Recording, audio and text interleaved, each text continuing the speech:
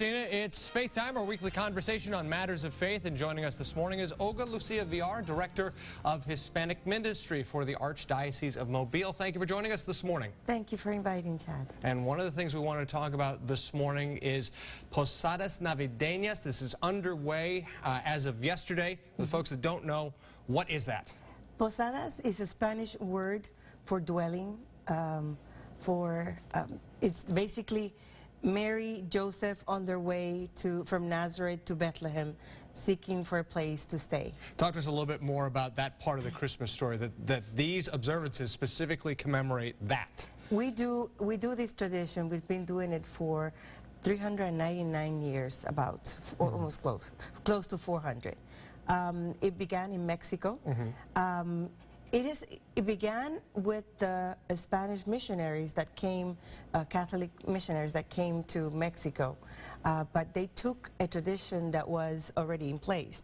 The tradition was that Aztecs at that time would celebrate the feast of the warrior god who would come at the beginning of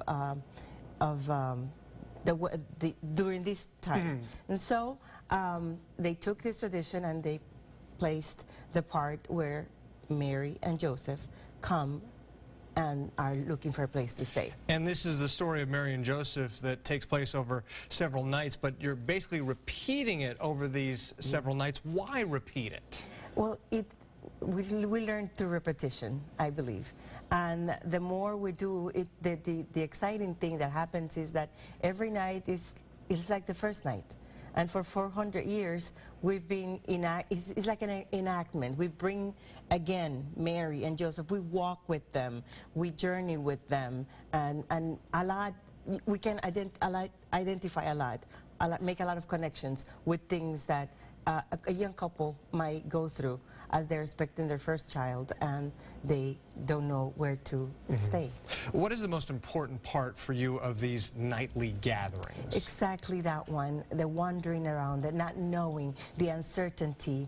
It usually happens at night, so there's something beautiful, I guess magical, about going with candlelight and knocking. There are two places that we stop first until we arrive to the house that opens their doors.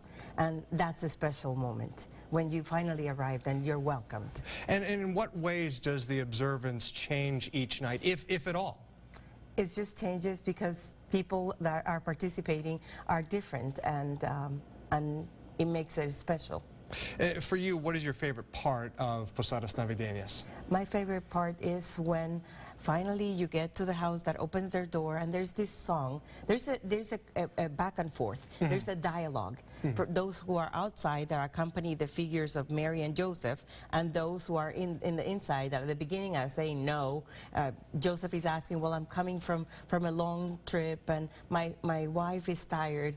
She's about to give birth and we're looking for a place to stay. Please open the door for us.